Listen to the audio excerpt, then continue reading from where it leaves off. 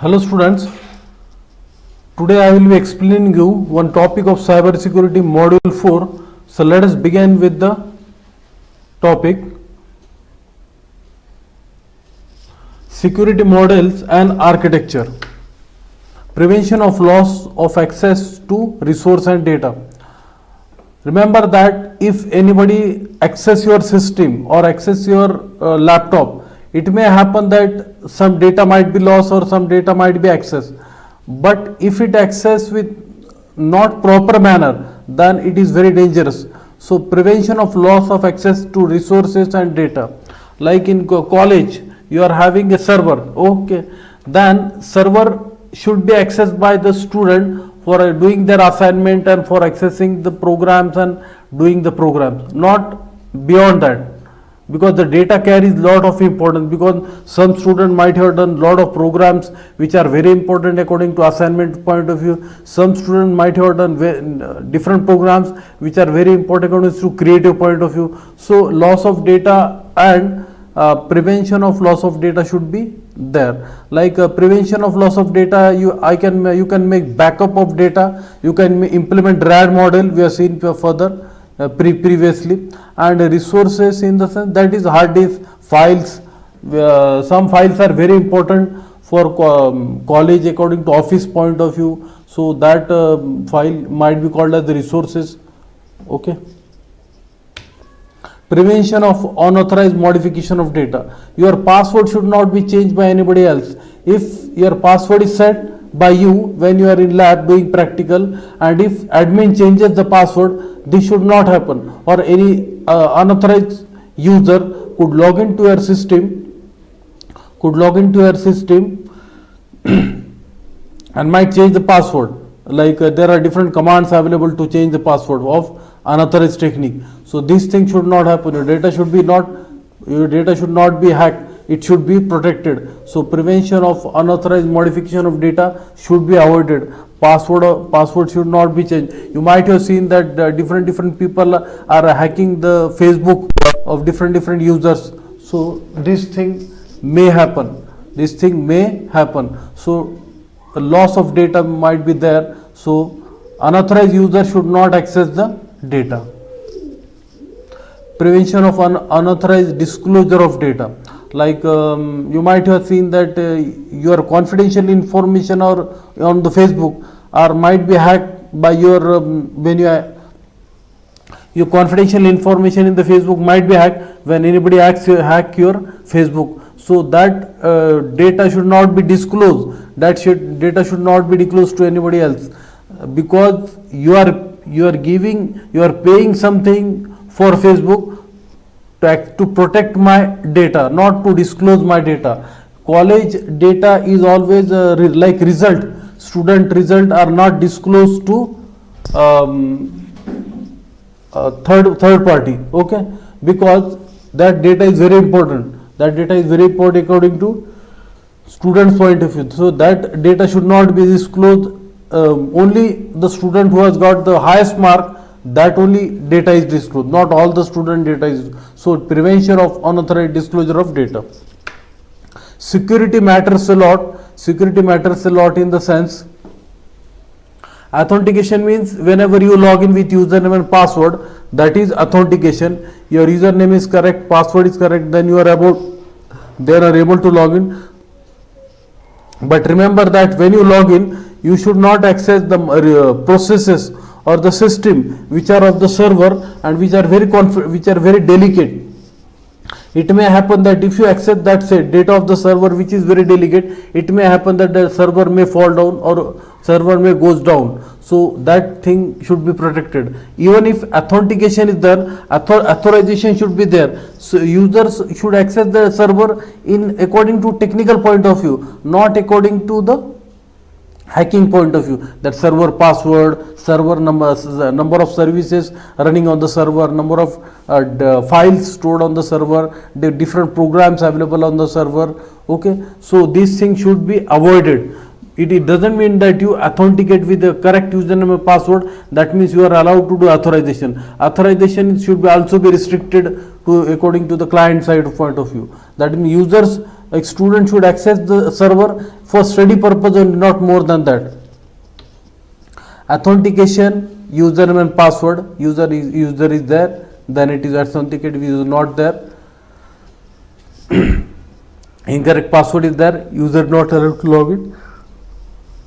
If login ID is correct, then user is allowed to log in. Okay, this if login ID is correct, user is allowed to log in. If if user is not found and password is invalid, then it is not allowed to log in. Login reject after name entered. Login rejected after name is incorrect and password is entered. Don't notify the user of incorrect username until the password is entered. Means user should not be allowed to log in unless and until password is entered correctly. Early notification make easier to guess valid usernames.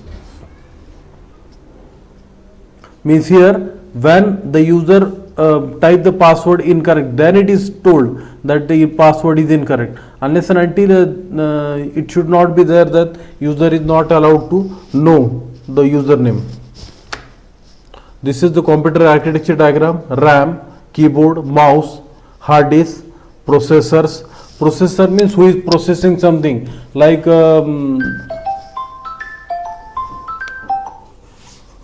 something when you process the server, you do username and password to authenticate your system. So that part is handled by the processor. Like also just like you open the YouTube, that means that process has been started. So that process is started due to processor. Or we can say you want to perform different tasks on the server. You perform to different tasks on the server. Like just like when you go to the ATM machine, you insert the card, then you give a PIN number, then it asks for whether you are saving account or current account. Then it also asks whether you want to withdraw or deposit, how much amount, how much. Means these tasks are done at the server side, and the processor is capable of handling such tasks. So that is the job of processor. Hard disk means whatever transaction you have done, that transaction is stored on the hard disk. Whatever transaction you have done, that transaction is stored on the hard disk. So that is the purpose. Mouse, keyboard, you know that you are able to access the mouse and keyboard, different operation on the computer. Display means your screen monitor, and printer means you have to take the printout. And RAM memory means whatever programs you type, whatever things you do when the system is on, that is RAM. Just like when you shut down the system, the data which is available modifying your when computer is on, that is stored in the RAM. RAM is random access memory. It is a temporary in the sense data cannot be stored on RAM memory. Data cannot be stored on hard disk unless and until it mentioned, it is saved. Okay, so we will go through the next slide. Central processing unit, that means CPU, just I told you, that is called a processor. Here it can perform arithmetic logic calculations. Memory unit, it can memory related operations. Input means when you give input, that you give PIN number correctly to the processor in ATM machine, then you get different messages. When do you want to withdraw, do you want to deposit, do you want mini statement. So these things is there, input output. Memory unit. Control unit, in the sense control unit, unless and until you type the PIN number correctly, you cannot withdraw or deposit money in the ATM machine. So that's all. So we will see the next slide. Kernel is a hardware program. It is a main program with the help of which you interact with the different parts of the computer, like hard disk, monitor, CPU, mouse. Kernel is the center component of the most operating system. It is the bridge between application and actual data processing done in the hardware level. It acts as the interface between application and the hardware. Means kernel is a program which acts as the interface between keyboard and monitor. It acts as a program between operating system and user. Okay, operating system and hardware. Just like you listen songs on the internet, you listen songs on the monitor laptop. but how the noise is coming, how the sound is coming, that part is handled by the kernel. It acts as the interface between user, application and hardware. The sole of aim of kernel is to manage communication between the software, user level application and hardware, CPU, disk, memory. When a process make request of the kernel, the request is called system call. You cannot directly interact with the kernel, because just now I told you the kernel is a hardware program which is acts as the kernel is a hardware program which acts which is very kernel is the hardware program. It is written in binary format, so you cannot directly interact with the kernel. You can interact with the CPU, memory, monitor. Okay, so when a process make request of the kernel, the request is called system call. So you can interact with the kernel with the help of system call. Various kernel design differ and how manage system resources, like basic application, kernel, CPU, memory, devices, kernel. Then kernel is the interface between hardware and software. Microkernel, only which version of it? Microkernel based on IT primitives and placed in kernel. Other main as server processes in user. Processes in the sense, I will tell you in short. When you open any Word application, in that case, you write something on the Word application, and it automatically checks, spell check, then column number is coming, line number is coming. So you open Word application, that is main process, and you spell check, and line number and column number are there, that is mini process. Okay. So the kernel is broken down in separate process known as servers. Some of the server run in kernel space and some in user space. When desktop is there on when you start the machine and desktop come, that means the kernel is in user space. But when you do the programs and when you run the program, that goes in the kernel space. The communication is done by message passing. The server communicate through inter-process communication. Inter-process communication in the sense, you might be knowing that when you enter PIN number, another process come. When you enter correct, if you want to withdraw the money, then another process come. I mean, that processes are linked to each other. So that is called inter-process communication. I will tell you one command of inter-process communication here.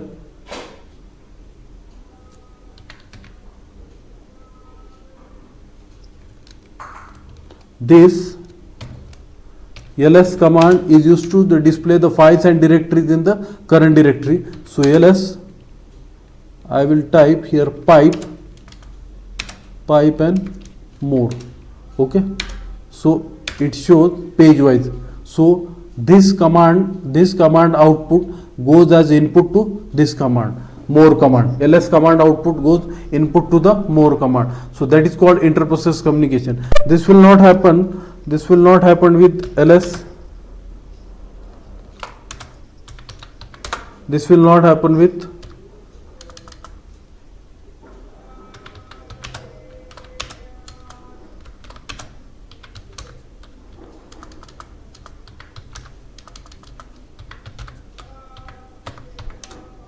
so it will not happen with this thing. It will only happen with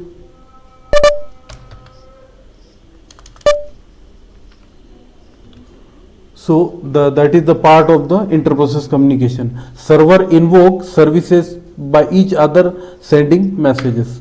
Microkernel are easier to maintain than monolithic kernel, but the large number of system calls context switch. Context switch I will tell you later on when we will come across the processes, because they typically generate more overhead and the plain function call. A microkernel allows to implement the remaining part of the operating system as normal application program written in high level languages. Crash resistant. If one server fail, other servers still work efficiently. That is a part of cloud computing we have seen in the previous module. Portable, smaller in size. So these are the diagrams of microkernel. Very short diagrams. Monolithic kernel means it is capable of doing only one task at a time, and microkernel means it is capable of doing more tasks to more than one task at a time. Monolithic kernel, it runs every basic system service like process, memory management, interrupt handling, and IO communication and file system. Linux advantages for disadvantage difficulty to debug to maintain. So that is the difference between monolithic kernel versus microkernel.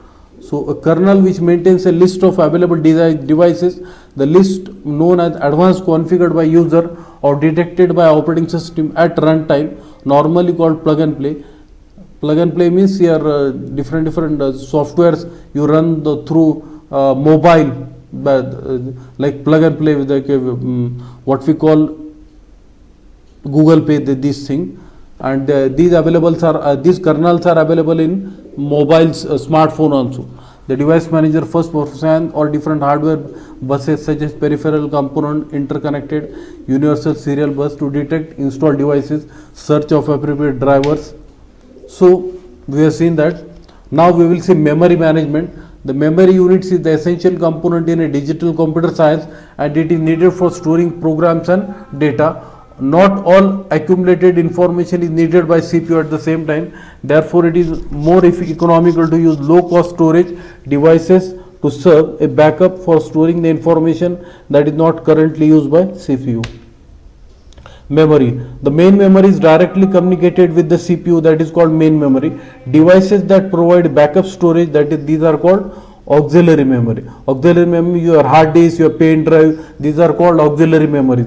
The memory hierarchy system consists of all storage devices employed in computer system, from slow by high capacity auxiliary memory to relatively faster main memory to even smaller and faster cache memory. Cache memory means whatever you do programs right now on the system, when the system is on, that program is stored in cache memory. That is the recently available, currently available data that is stored in cache memory. This is the diagram. CPU, virtual memory is there. RAM, integrated RAM are available in two possible operating systems, static and dynamic RAM. Read only memory. Read only memory means your hard disk, means just like your date and time. Date and time of the system cannot be changed. That is there in BIOS. So that is called read-only memory. RAM is a better chip suited for communication with the CPU. It has one or more control unit and select the chip when needed. Read-write memory, because you can delete in memory, you can write in memory, you can read it in memory. Contains a computing system that usually store data at various locations to retrieve from these locations. Okay. It loses the data once the power is removed, so it is volatile memory. It has directional select read-write memory. When read-write is 1, the chip output data to the rest of the circuit. When read-write is equal to 0, it input data from the rest of the circuit. That these are the physically diagrams of RAM which you see today in the market. You can get idea. Static RAM is cell stored 6-bit transistor circuit, retain value infinitely as long as power is kept, relatively insensitive to disturbance such as electric noise, faster and more expensive than dynamic RAM. Dynamic RAM, in the sense, each cell store bit of capacitor transistor value must be refresh rate, sensitive to no disturbance. Here SRAM and DRAM, static RAM and dynamic RAM.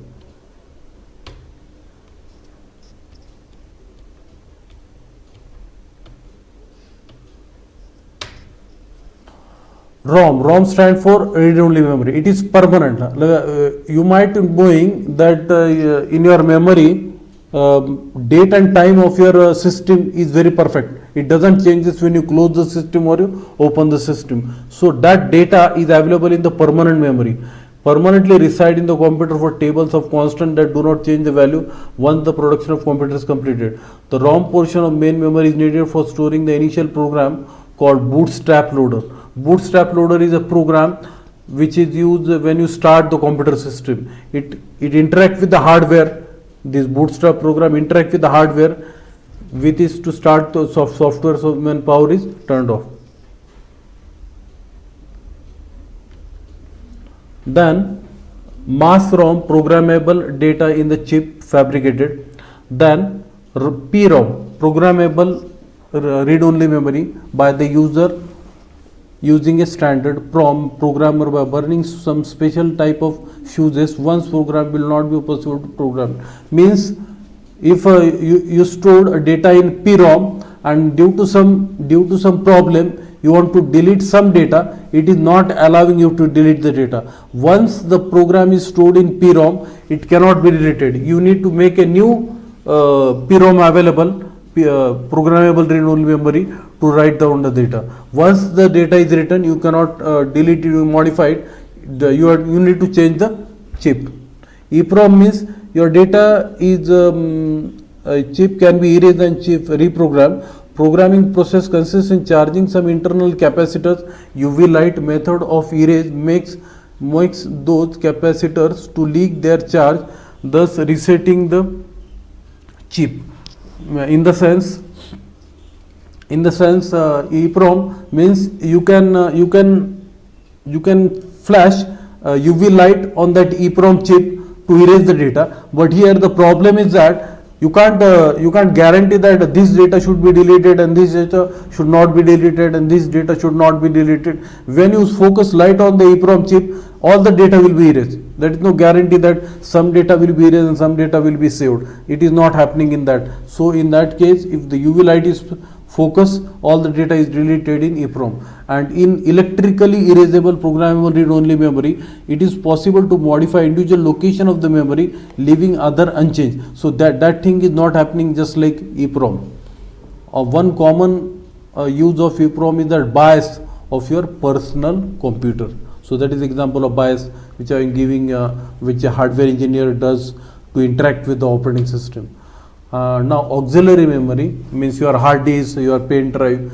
The main memory construction is costly, therefore it has to be limited in size. The main memory used to store only those instructions and data which are to be used immediately. However, a computer had to store large amount of information. The bulk of information is stored in auxiliary memory. This is also called backing storage or secondary storage. They include floppy disk, CD-ROM, USB. Just I told you flash drive. When electrical supply to computer is off, all data stored in primary storage is destroyed, like the RAM. On the other hand, this is for secondary storage. The data storage, secondary storage can be stored for desired amount of time, like hard disk. So these are the different types of auxiliary memories: memory card, USB, media devices, CD, hard disk, then floppy disk, and then external optical drive. Cache memory. Cache memory is something like we can say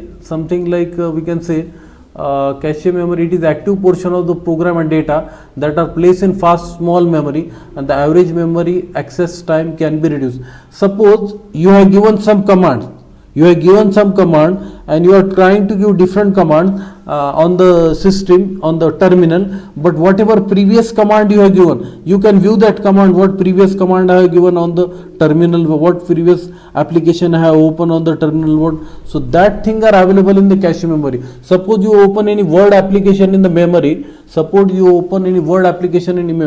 and suppose you open any file of word application in memory, and sometimes you close that file, and afterwards if you want to know which file I have opened previously 2 minutes ago, it is possible to know that which file I have opened 2 minutes ago. That is possible due to cache memory, reducing the total execution time of the program.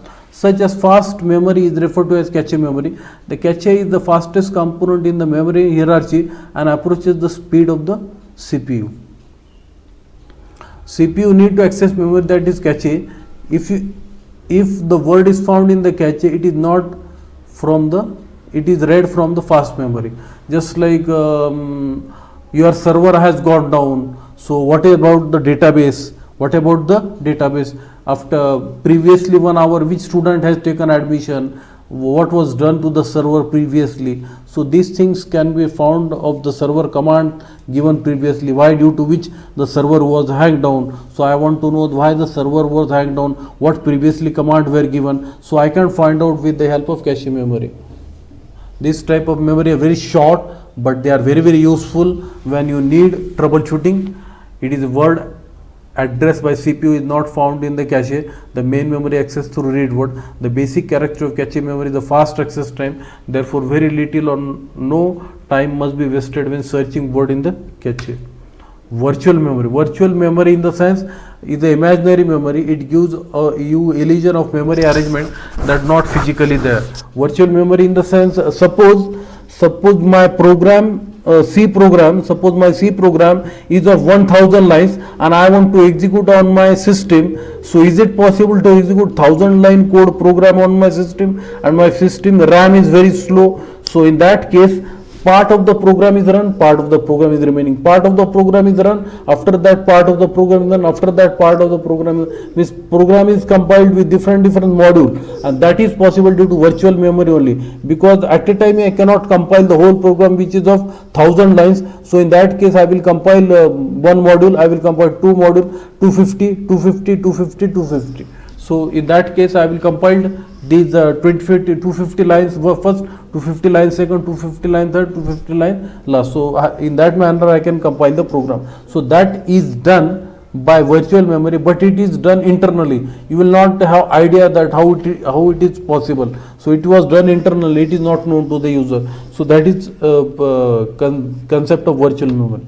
Okay, types of process: user process, daemon process. Daemon process means user process means your Word application, your Excel application, that is called daemons, user process. Daemon process means your hard disk process, your system process when you on the system, that your keyboard process, your mouse process, your what we call say your sound process. These are called daemon process. These are processes are required when system start, and these processes are closed when system close. And kernel process, different kernel performs a system wide. The function can be auxiliary kind, but it have vital of controlling the computational environment of the system. Example of printer. This example of print spooling, network management. Printer means when you give command to the printer that to print the document, that there is also one process. On creating daemon process, you can exit throughout the lifetime of the operating system. 4. The system create new process, that is 4. Exception system. The system called more process for ready queue. Ready queue means some process has started executing, but due to another process come which has higher priority, which has higher importance, so that process will be stopped, and the process which are having high priority will be given chance, and that process will be executed. That are called ready queue process until the termination of the child. So means some process has given are executing, but due to higher priority process come in the system, so they will not be allowed, they will be go in the waiting state, and the process with higher priority means kernel process or the system process, they will execute it first, and then child process will execute. Okay, so we have discussed